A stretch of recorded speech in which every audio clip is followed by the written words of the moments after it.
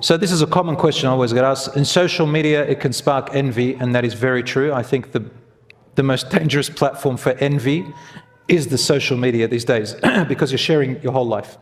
And can it spark the evil eye? Yeah, it's possible. It's possible according to our belief, from the Islamic perspective, yes, it can spark the evil eye.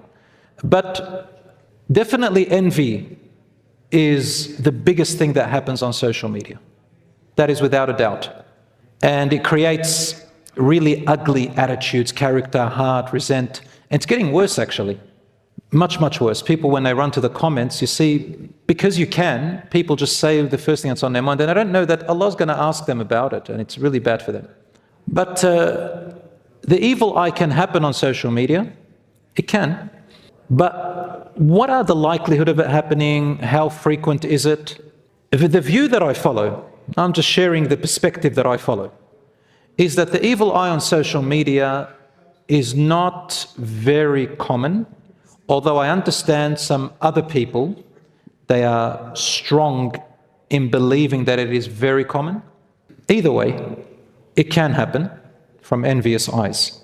And what I advise brothers and sisters to do is, number one, decrease the amount of personal information that you show on social media. Things that are unnecessary, not beneficial to show to the public or even to your family and friends, don't show them. That's the advice. It's not haram if you share it with your family, but I say lessen it.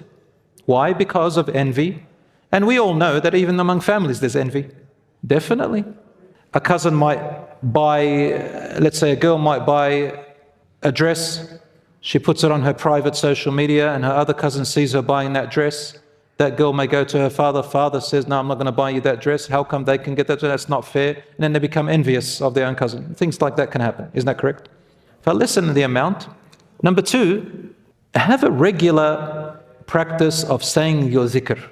Yani we have every day and night. I still am disappointed. A lot of our brothers and sisters, especially the young ones, are not taking the advice of having these daily dhikr words that the Prophet taught us.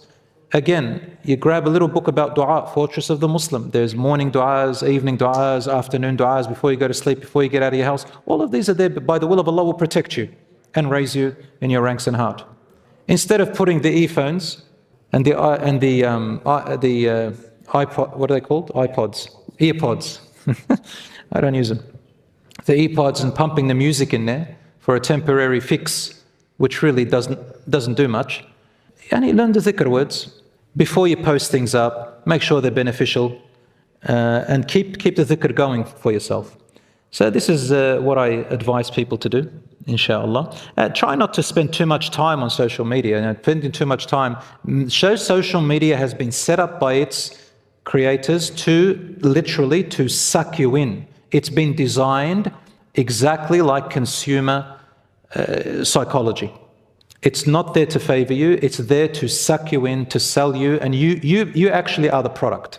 You are the product for the people who advertise. And the more they can suck you in, the more money they can make. So you sell your life, you sell your secrets, you sell your personality, and you put yourself out there for envy, not you, yani akhi, but if a person does that, why do that to yourself?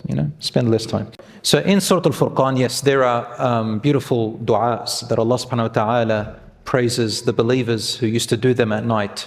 And one of them is, and those who say, our Lord, turn away the torment of hellfire from us, and so on and so forth. Do you have to say it word for the du'a to work? No, you don't. No, you don't. In fact, dua can be done in your own words and your own language, because the effect of the dua is stronger when you know what you're saying and your heart and mind are with it. However, I always advise you, if you know those verses, say them as well. And if you're going to choose to say the verses of Allah, you must say them word for word, not because of its characteristics as a dua, but because of the words of Allah, because they're verses of the Quran. So for it to work, no, you don't have to say it exactly, but it strengthens your dua, inshallah.